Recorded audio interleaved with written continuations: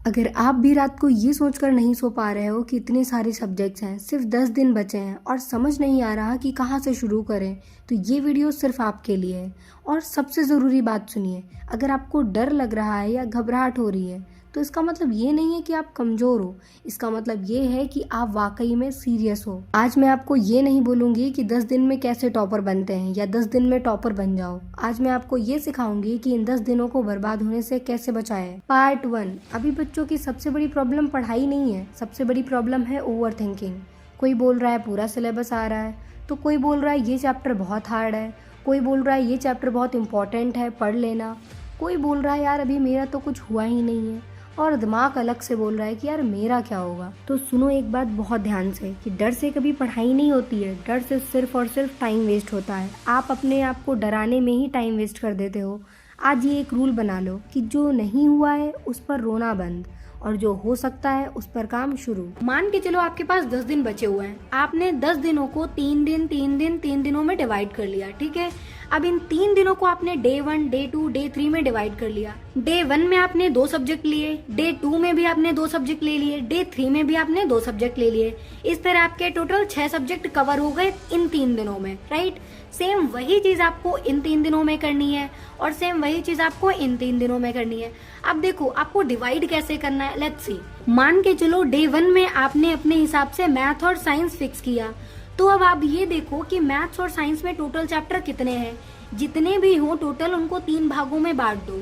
जैसे मैथ्स में आपके पास 12 चैप्टर हैं, तो 4 4 4 मतलब इसके हिसाब से मैंने बांट दिया, भागों को बांट दो। उसके बाद अब आप 3 टर्न में मतलब 3 दिनों में मैथ्स रिवाइज भी कर लोगे। वो कैसे, देखो डे 1 में आपने 4 चैप्टर मैथ्स के यहाँ पर रिवाइज कर लिए, फिर अगेन डे 1 आएगा, फिर आप अगेन इन 4 चैप्टर्स को यहाँ पर रिवाइज कर लोगे, फिर से डे 1 आएगा, फिर आप उसमें 4 चैप्टर रिवाइज कर लोगे। इस तरह आपकी मैथ्स की पूरी बुक रिवाइज हो जाएगी। और हाँ, इसी तरीके से आपको सारे सब्जेक्ट्स डिवाइड कर लेने हैं। और ये जो प्लान मैंने आपको दिया है ना, इसे आपको सभी सब्जेक्ट के साथ करना है, बिल्कुल वैसे ही करना है जैसे आपने मैथ्स के साथ किया। इस चीज का खास ध्यान रखना कि जब भी आप स्टार्टिंग करते हो तो हमेशा स्ट्रॉन्ग चैप्टर से किया करो, मतलब जो आपको अच्छे से आते हैं। इससे आपका कॉन्फिडेंस बिल्ड होगा और आप आगे करने के लिए आपका मन भी करेगा। मान लीजिए आपने स्टार्टिंग से पढ़ना शुरू किया और स्टार्टिंग वाला चैप्टर आपको वीक लगता है, तो फिर आपका मन ही नहीं करेगा आगे पढ़ने का, इससे आपका कॉन्फिडेंस भी लो हो जाएगा।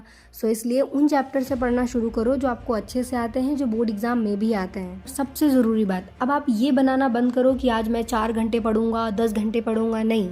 अब आप ऐसे पढ़ो कि आज मेरे को ये 4 चैप्टर कंप्लीट करने हैं या ये मुझे 2 चैप्टर कंप्लीट करने हैं, क्योंकि अब 10 दिन बचे हैं और आपके पास इतना टाइम नहीं है कि आप इस तरीके से पढ़ाई करें। सो आप चैप्टर वाइज पढ़ाई करें, नॉट घंटों वाइज।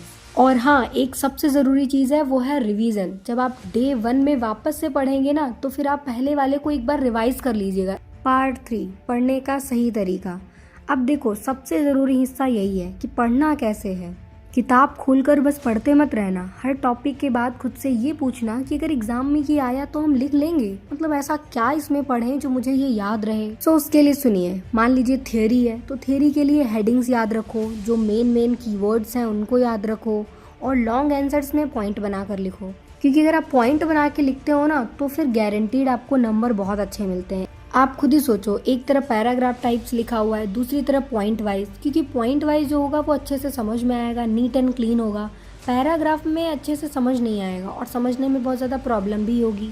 थ्योरी तो हो गई, अब आई बात न्यूमेरिकल्स या मैथ के क्वेश्चन के लिए। सो सबसे पहले आप एक फॉर्मूला कॉपी बना लो या फॉर्मूला पेज बना लो, उस पर सारे फॉर्मूले लिख दो चैप्टर वाइज, और आप ये टारगेट लो कि आपको हर एक फॉर्मूले पर 5 क्वेश्चन सॉल्व करने ही करने हैं। पार्ट 4, इन 5 चीज़ों से बहुत दूर रहना। कौन सी 5 चीज़ें, तो सुनो।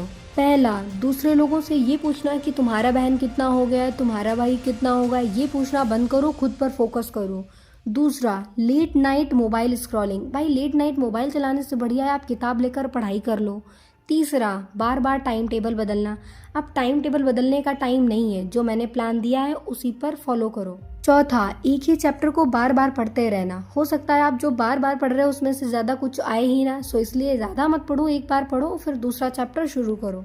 पांचवा, सबसे ज़्यादा नेगेटिव पॉइंट, ये सोचना कि अब तो कुछ नहीं होगा। भाई अभी भी बहुत कुछ हो सकता है, आप करना तो शुरू करो। पार्ट 5, अगर आज तक आप परफेक्ट स्टूडेंट नहीं रहे हो ना, तो कोई बात नहीं, बोर्ड एग्ज़ाम आपकी इंटेलिजेंस नहीं, आपकी सिंसियरिटी देखता है।